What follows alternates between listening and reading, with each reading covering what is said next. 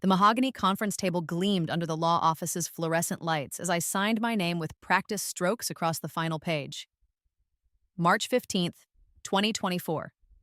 My 25th birthday. The irony wasn't lost on me that while my family sat in their apartments 3 blocks away, completely oblivious to what day it was, I was signing the papers that would make them homeless within 60 days. Congratulations, Miss Chen, Mr. Whitman, the real estate attorney, said as he gathered the documents. The sale of 1247 Maple Street is now complete. The new owners take possession on May 15th. I smiled, sliding the certified check for $2.8 million into my purse. Thank you. It's been a long time coming. My phone buzzed with a text from my sister Jessica. Can you pick up groceries? Mom's having another one of her episodes and Dad's at the casino again. I'm too busy with my art project. Not happy birthday. Not even, hey, what are you up to today? Just another demand, another expectation that I would drop everything to clean up their messes. 25 years old today and they had no idea, but I knew exactly what I was doing. The story begins 3 years ago, when I was still naive enough to believe that family meant something, when I still thought that love was unconditional and that blood ties could overcome any obstacle, when I didn't know that the grandmother who raised me, the only person who ever truly loved me, had left me a building worth millions. Grandma Rose died when I was 22, just months after my college graduation. She was the one who attended my school plays when my parents were too busy. She was the one who taught me Mandarin so I could connect with my heritage while my father dismissed it as old country nonsense. She was the one who sat with me through my heartbreaks, my failures, my small victories that no one else seemed to care about. My parents and Jessica treated her funeral like an inconvenience. They complained about the cost, about taking time off work, about the outdated Chinese traditions she'd requested. They didn't even help me plan the service. When the will was read, they perked up, expecting to inherit her modest savings account. Instead, they discovered that Grandma Rose had left everything to me. The little apartment building she'd bought in Chinatown 40 years ago, back when the neighborhood was considered undesirable. The building that had quietly appreciated to be worth nearly $3 million while they all assumed she was just a poor old lady clipping coupons. This is ridiculous, my mother Linda had snapped at the lawyer. Emma's just a child. She doesn't know how to manage property. Obviously, Rose wasn't thinking clearly. My father, David, nodded vigorously. We should contest this. Emma can't possibly handle this kind of responsibility. Jessica, my older sister by 3 years, crossed her arms. It's not fair. I'm the oldest. Grandma always said families should stick together, but apparently that was just talk. The lawyer, a patient man in his 60s, had simply handed me the keys and the deed. Your grandmother was very specific about her wishes, Miss Chen. The building is yours, free and clear. What they didn't know, what I was only beginning to understand, was that Grandma Rose had been preparing me for this moment my entire life. All those afternoons I'd spent with her, listening to her stories about immigrating to America, about working 3 jobs to buy that building, about the tenants who became like family to her. It wasn't just nostalgia. It was education. She'd taught me about property management, about tenant rights, about the careful balance between compassion and business sense. She'd shown me the books, explained the rent rolls, introduced me to the maintenance crew. At the time, I thought she was just sharing her world with me. I realize now she was training her successor. The building housed 12 families, all long-term tenants who'd lived there for decades. There was Mrs. Zhang, the widow who ran a small tailoring business from her ground-floor apartment. Mr. and Mrs. Patel, who owned the corner grocery store and lived above it. The Gonzalez family with 3 children who'd grown up in those halls. These people weren't just tenants to Grandma Rose. They were her community, her chosen family. And she'd left them all in my care. My biological family, however, had very different ideas about what I should do with my inheritance. You need to sell that place, my father said over a dinner the week after the funeral. Take the money and invest it properly. Maybe buy a nice condo in the suburbs. The neighborhood's changing anyway, my mother added. All those old immigrants are dying off. You could make a fortune selling to developers. Jessica, who'd been sulking since the will reading, finally spoke up. At the very least, you should raise the rents. Grandma was way too soft on those people. They're probably paying half of market rate.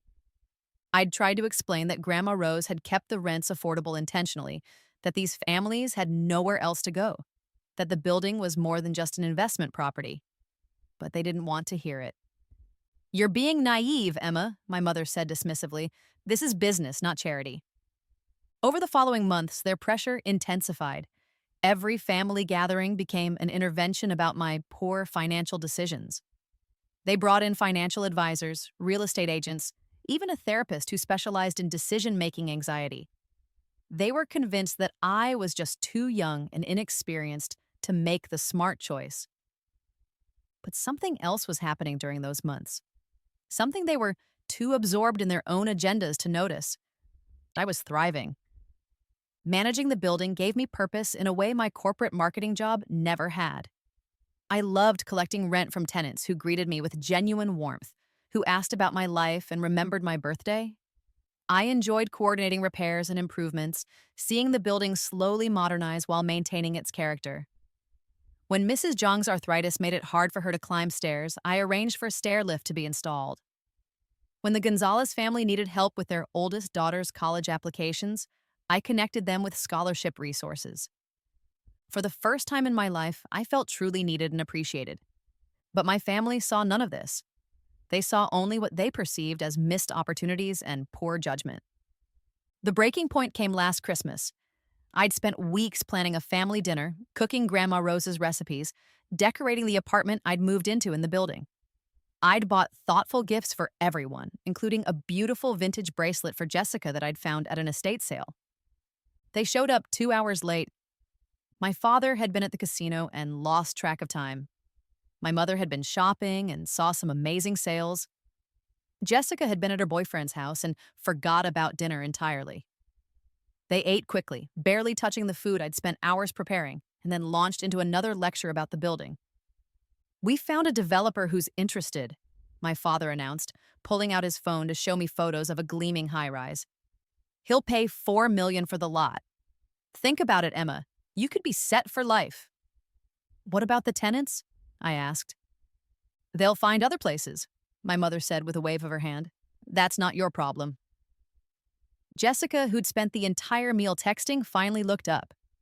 "Honestly, Emma, you're wasting this opportunity. Grandma would want you to be practical." That was when something inside me snapped. Not loudly, not dramatically, but with quiet, cold precision. "Grandma Rose specifically chose not to leave the building to any of you," I said softly. "She had 30 years to change her will if she wanted to. She didn't." The room went silent.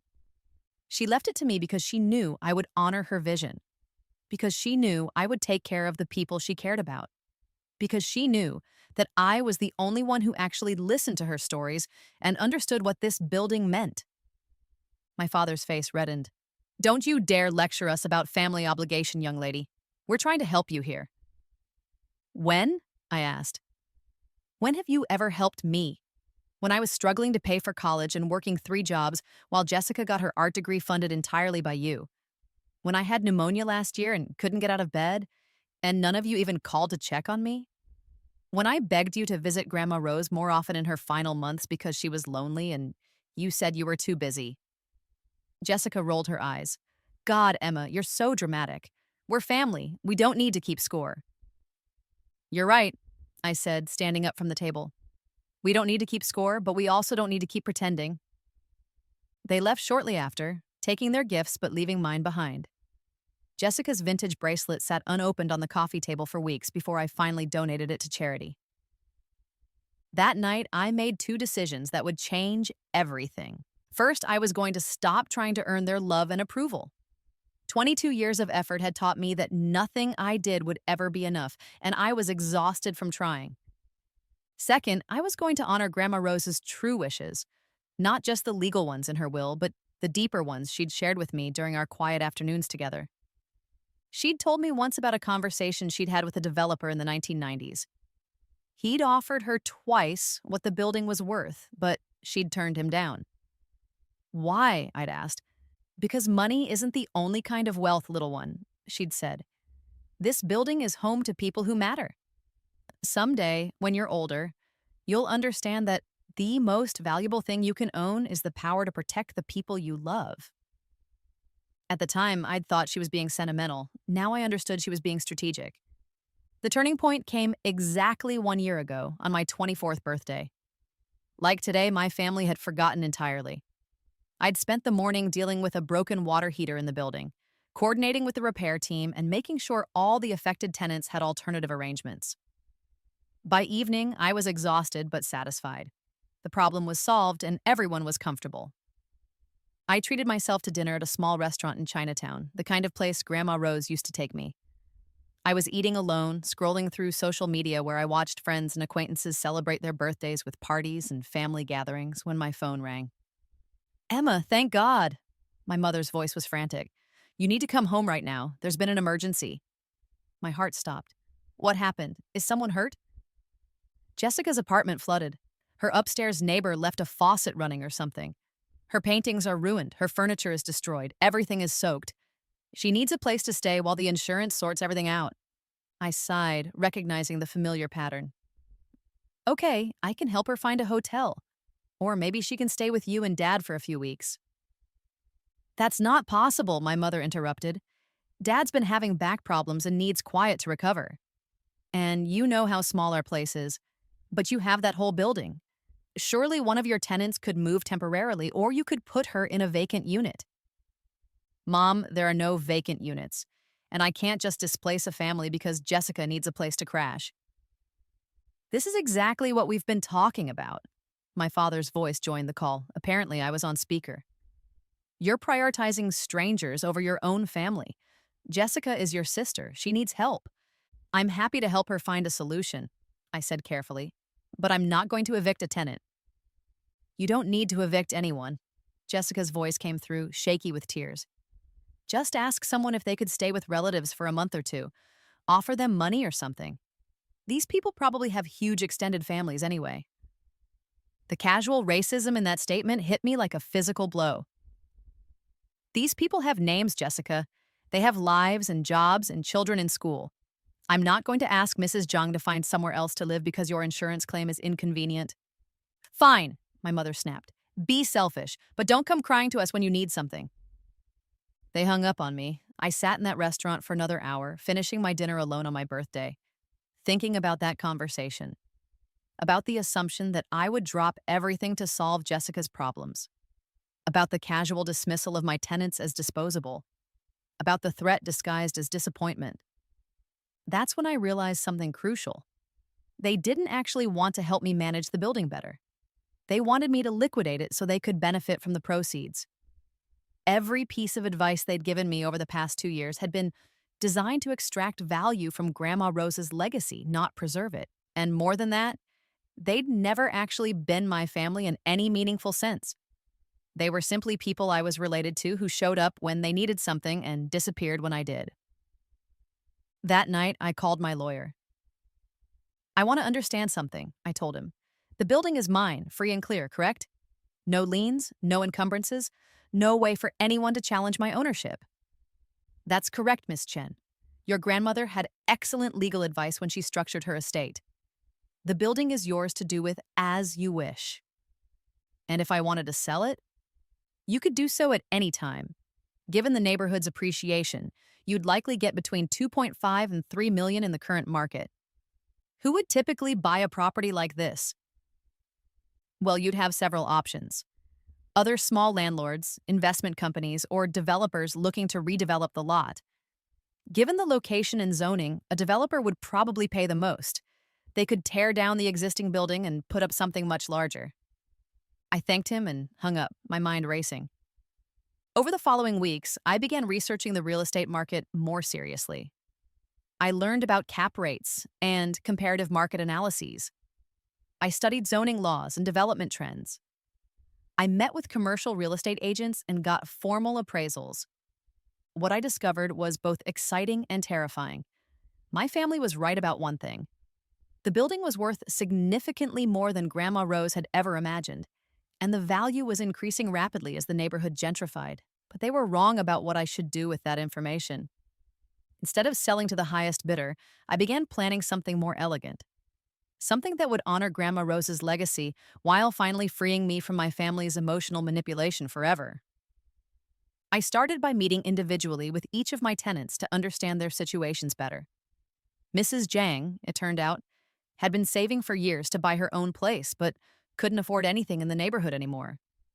The Patels wanted to expand their grocery store, but couldn't get a loan with their current rental arrangement. The Gonzalez family dreamed of home ownership, but had been priced out by rising costs.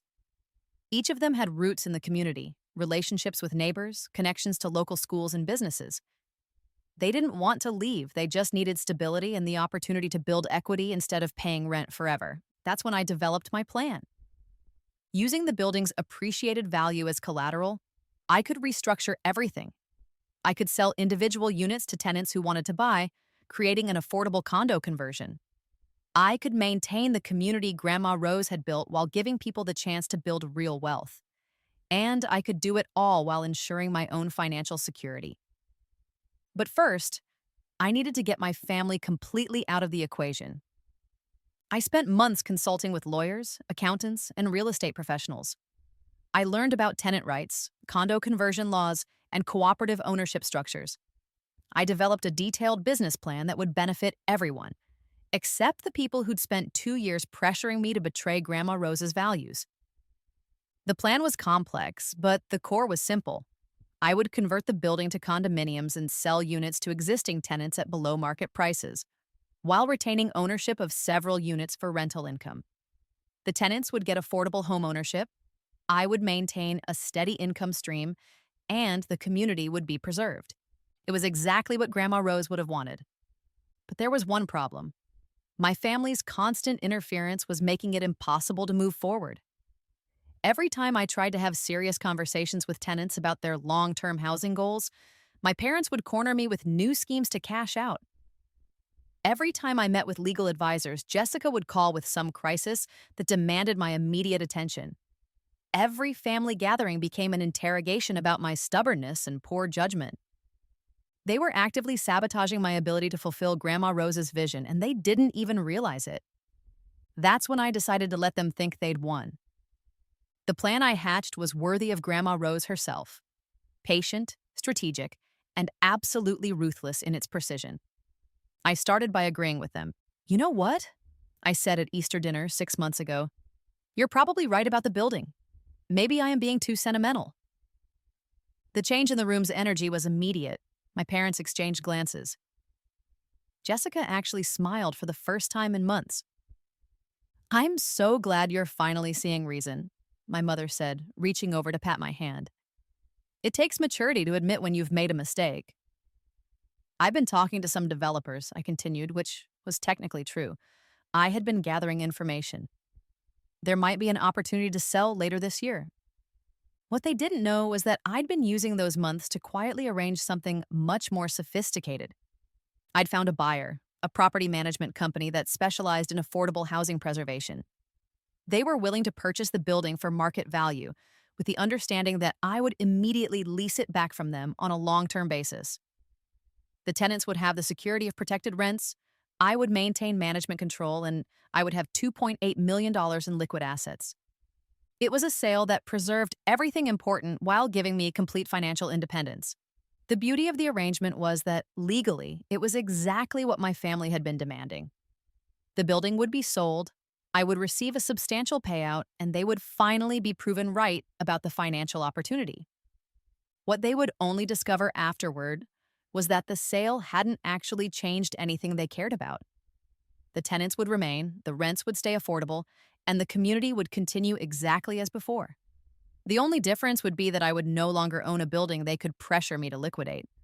I would just have $2.8 million they couldn't touch. Months of planning went into making this work seamlessly. I had to coordinate with the buyer, secure financing for the leaseback arrangement, negotiate tenant protections, and handle dozens of legal details. I worked with 3 different law firms to ensure everything was structured properly. I had the contracts reviewed by independent advisors to make sure I wasn't being taken advantage of. Through it all, I kept my family updated just enough to maintain their trust without revealing the true nature of the deal. "The buyer wants to close in March," I told them in February. They're offering 2.8 million, which is actually above the appraised value. That's wonderful, sweetheart, my father said, and I could practically see dollar signs in his eyes. You'll be able to invest that money properly now. Have you thought about what you want to do with your life? My mother asked. You could go back to school, maybe get an MBA, or travel for a while. You're so young. You have unlimited options now. Jessica was more direct. You should definitely help out the family a bit, right? I mean, we've been so supportive during this whole process, and I could really use help with my art career. Maybe you could fund a gallery showing or something. I smiled and made non-committal noises, all while thinking about how their true priorities were revealing themselves so clearly. Over the past year, as they believed I was moving towards selling, their treatment of me had improved dramatically. They remembered my birthday for the first time in years. Well, they remembered it was sometime in March and took me to dinner a week late, but it was progress. They invited me to family events and actually seemed interested in my opinions. Jessica even asked me to be her maid of honor when she got engaged to her boyfriend in January. For a few months, I almost believed that maybe I'd been wrong about them. Maybe they did care about me, and their pressure about the building had just been misguided concern for my financial future. But then I noticed the details. My mother started talking about the cruise she wanted to take once Emma's situation is sorted out.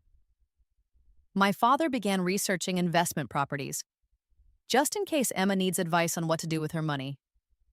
Jessica started planning her wedding with a budget that far exceeded what she and her fiancé could afford.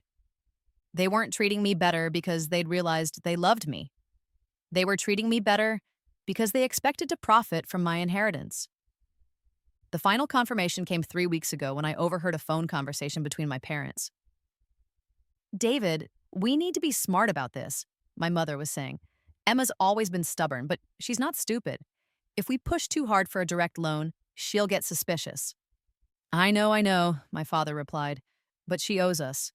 We raised her, supported her through college. She'd have nothing without us. The building sale will net her almost $3 million after taxes and fees. Even if she only gives us a quarter of that, we could pay off the house and have enough left over for retirement. What about Jessica? She's expecting help with the wedding. Jessica will get her share, but we need to make sure Emma understands her family obligations before she starts spending money on frivolous things. I stood frozen in the hallway, listening to them plan how to manipulate me into funding their lifestyle with my grandmother's legacy. The woman who'd left me that building specifically because she knew I would protect it and honor her values, and they were treating her gift like their retirement fund. That's when I realized the final piece of my plan. They needed to know exactly what they'd lost and exactly why they'd lost it.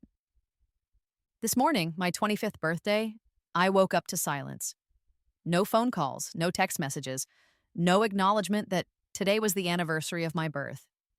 By 10 a.m., I'd received 3 messages from Jessica asking for various favors, 2 from my mother about Easter plans, and 1 from my father asking if I could lend him money for a business opportunity. None of them mentioned my birthday. It was perfect. I dressed carefully for the closing, a black suit Grandma Rose had bought me for job interviews, paired with the jade bracelet she'd given me for my 18th birthday. I wanted to honor her memory as I completed the most important business transaction of my life. The signing took 2 hours. Papers were notarized, funds were transferred, and ownership officially changed hands. When it was finished, I had a cashier's check for $2,847,000 and a 30-year lease guaranteeing my continued management of the building. My tenants would never know how close they'd come to losing their homes. The sale-leaseback structure meant their lives would continue unchanged, but with the added security of knowing their landlord was now legally bound to maintain affordable rents and preserve the building's character. I was now a millionaire with a guaranteed income stream and complete independence from my family's expectations. The irony was delicious. After the closing, I drove back to the building to check on a few maintenance issues.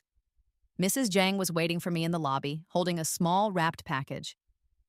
"Miss Emma," she said in her careful English, "Mrs. Patel told me today is your birthday. I made you something." Inside the package was a hand-embroidered handkerchief with tiny flowers around the border, the kind of delicate work that takes hours to complete.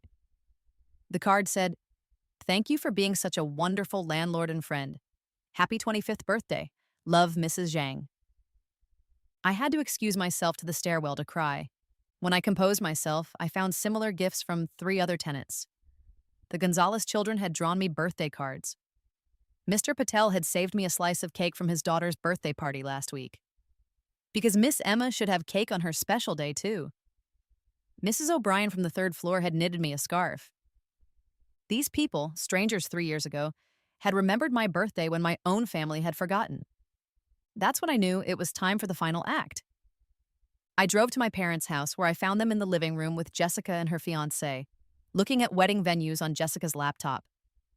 Emma, my mother exclaimed as I walked in. Perfect timing. We're helping Jessica plan the reception. Did you know that the Riverside Country Club costs $15,000 just for the venue rental? It's outrageous what these places charge. But it would be so beautiful, Jessica sighed. And it's only one day. You can't put a price on making memories. My father looked up from his own laptop. I've been researching some investment opportunities for you, Em. There's a great financial advisor who specializes in sudden wealth. I think you should meet with him next week. Actually, I said, sitting down across from them, I have some news. The sale closed today. The room went electric with excitement. Oh, sweetheart, that's wonderful. My mother clapped her hands together. How do you feel? You must be so relieved to have that burden off your shoulders. This calls for champagne, my father announced, heading toward the kitchen. Jessica jumped up to hug me. Emma, I'm so proud of you for making the smart choice. And listen, I know this is sudden, but Brad and I were thinking, since you're going to have all this money now, maybe you could help us with the wedding? Nothing crazy, just maybe cover the venue costs. It would mean so much to have my sister contribute to the most important day of my life. I looked around at their eager faces, at the wedding magazines spread across the coffee table, at my father returning with a bottle of champagne they'd probably been saving for this exact moment. That's sweet of you to ask, I said carefully. But I should mention, the sale structure was a bit different than we originally discussed. My father paused with the champagne bottle half opened. Different how? Well, it turns out the buyer wanted to lease the building back to me for management purposes. So I'll still be running it day to day, but I no longer own it. The good news is that I don't have to worry about property taxes or major maintenance costs anymore. I could see them processing this information, trying to figure out what it meant for their plans. But you still got the money, right? Jessica asked. You still have the $2.8 million? I do have a substantial sum, I confirmed. Though after taxes, legal fees, and setting up the management company, it's not quite as much as we originally calculated. How much? My father asked bluntly. Enough to be comfortable, I said. Enough to invest wisely and have security for the future. My mother frowned. Emma, honey, you're being awfully vague. We're family. We just want to help you make good decisions with this money. Speaking of family, I said, reaching into my purse, I realized something today. Do you know what today is? They stared at me blankly. It's March 15th, I continued. My birthday, my 25th birthday.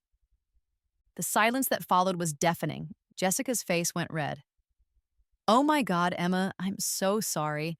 I've been so stressed with wedding planning and work has been crazy.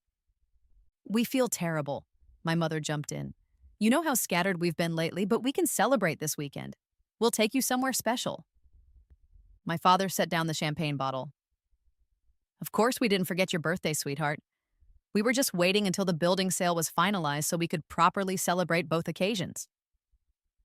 I smiled at them, and for a moment they looked relieved. The thing is, I continued, forgetting my birthday today was actually perfect, because it reminded me of something important that I want to share with you. I pulled out my phone and opened the voice memo app. I want to play you something I recorded 3 weeks ago. I was here for dinner, remember? You asked me to get dessert from the kitchen while you finished a phone call. Their faces went pale as I hit play, and their own voices filled the room, discussing how to manipulate me into giving them a quarter of my inheritance. The recording played for 2 excruciating minutes. When it finished, nobody spoke. The beautiful thing about inheriting this building, I said into the silence, is that it taught me the difference between real family and biological relatives. Real family remembers your birthday. Real family cares about your happiness more than your bank account. Real family doesn't plot to take advantage of your generosity. Jessica found her voice first. Emma, you have to understand. We weren't trying to take advantage. We were just planning how to spend my inheritance, I interrupted. Calculating how much you deserved of my grandmother's legacy. Assuming I owed you a quarter of everything she left me. Now hold on just a minute, my father's voice was getting loud. We raised you. We supported you. You paid for the legal minimum required to keep me alive until 18. I cut him off. You paid for Jessica's college in full while I worked 3 jobs to afford mine. You remembered her birthday every year while forgetting mine. You attended her school events while missing mine. You funded her art supplies while telling me that reading was a waste of time. My mother's eyes filled with tears. Sweetheart, you're remembering things wrong. We love you just as much as Jessica. Do you? I asked. When's the last time any of you called me just to see how I was doing? When's the last time you asked about my life without needing something from me? When's the last time you invited me somewhere that wasn't about solving a problem or making a decision that benefited you? They had no answer. Grandma Rose knew exactly what she was doing when she left me that building, I continued. She knew that you would pressure me to sell it. She knew that you would see dollar signs instead of people's homes. She knew that you would treat her life's work as a commodity to be liquidated for your benefit. That's not fair, Jessica protested. We were trying to help you make a smart financial decision. You were trying to help yourselves to smart financial gains, I corrected. And you know what? You succeeded. I did sell the building. I do have millions of dollars now. I am financially independent and secure for life. Their faces lit up with greedy hope. But you're not getting a penny of it. The hope died instantly. Emma, you can't be serious, my mother whispered. I'm completely serious. I'm 25 years old today, and this is my birthday gift to myself, freedom from people who only love me when I'm useful to them. I stood up, slinging my purse over my shoulder. Jessica, I won't be your maid of honor. Find someone who actually cares about your marriage instead of someone whose bank account you want to raid. Mom, Dad, I won't be attending Easter or any other family gatherings. I'm tired of being the only person who brings anything to the table while everyone else just consumes. Emma, please. My father's voice was desperate now. You're our daughter. We love you. If that were true, I said, you would have remembered my birthday. I walked toward the door, then turned back for one final observation. By the way, the building sale was structured so that all the tenants can stay, the rents remain affordable, and the community is preserved forever. You know, all those things you thought were such terrible financial decisions.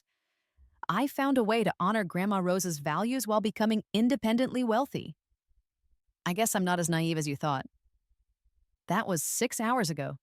Since then, my phone has buzzed constantly with increasingly frantic calls and texts. Apologies, explanations, promises to make this right, threats about family obligations, and several creative attempts to rewrite history.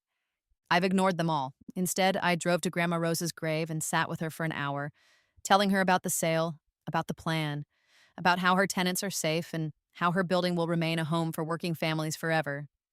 I told her about my birthday gifts from Mrs. Jang and the Patel family and all the people she taught me to care about. I told her that I finally understood what she meant about the most valuable thing you can own, being the power to protect the people you love. Then I drove to my favorite restaurant in Chinatown, the same one where I ate alone last year, and ordered Grandma Rose's favorite dishes. I raised a glass of jasmine tea to her memory and to my 25th birthday and to the $2.8 million in my bank account that will never be used to fund my family's lifestyle. Now I'm home in my apartment in the building, surrounded by birthday cards from people who actually care about me, planning my next steps. I'm thinking about graduate school, about traveling, about maybe starting a nonprofit that helps preserve affordable housing in gentrifying neighborhoods. I'm thinking about all the possibilities that open up when you stop wasting energy on people who don't deserve it. Mrs. Zhang knocked on my door an hour ago with a plate of dumplings she'd made specially for my birthday dinner. We sat in my kitchen and she told me stories about her own family, how she'd left behind toxic relatives in China to build a new life in America, how she'd learned to create chosen family from friends and neighbors who valued her for who she was rather than what she could provide.